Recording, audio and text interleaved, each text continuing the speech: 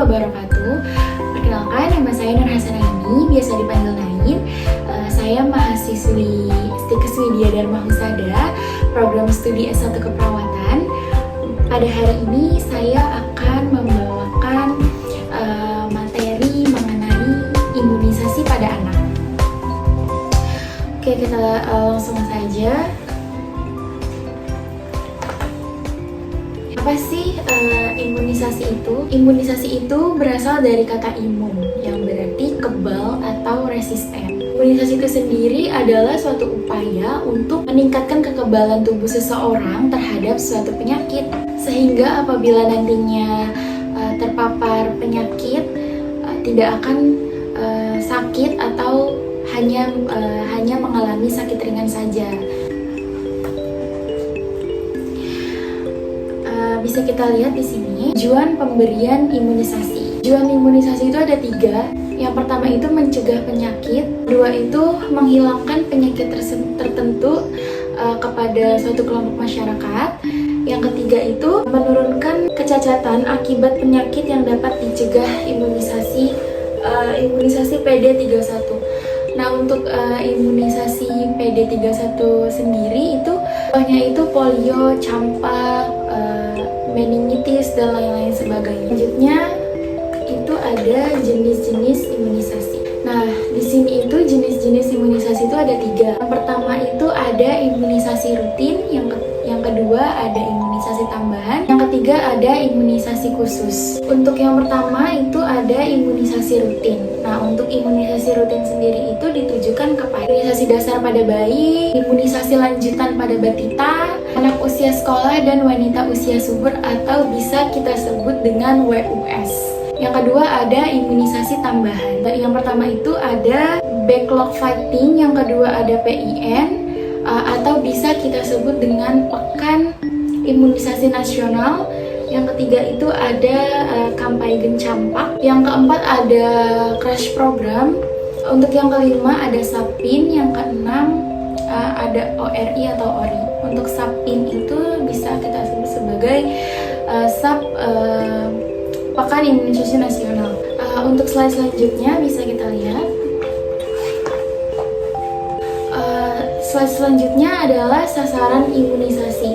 Nah, sasaran imunisasi itu untuk anak usia 0-7 hari itu imunisasi hepatitis B atau HBO. Untuk usia 1 bulan itu BCG dan polio 1. Untuk usia 3 bulan itu ada DPT HB atau HIB2 dan polio 3. Untuk usia 4 bulan ada DPT HB atau HIB3 dan polio 4. Untuk yang terakhir, anak usia 9 bulan itu mendapatkan imunisasi campak.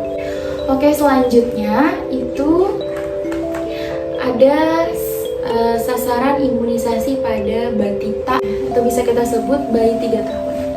Untuk anak 18 bulan itu mendapatkan imunisasi lanjutan DPT, HB atau HIB. Anak usia 24 bulan itu mendapatkan imunisasi lanjutan yaitu campak. Nah, buat teman-teman, bagaimana sih pendekatan untuk imunisasi pada batita? Jadi untuk pendekatannya itu bisa melalui posyandu atau melalui PAUD. Oke, kita lanjut ke slide berikutnya.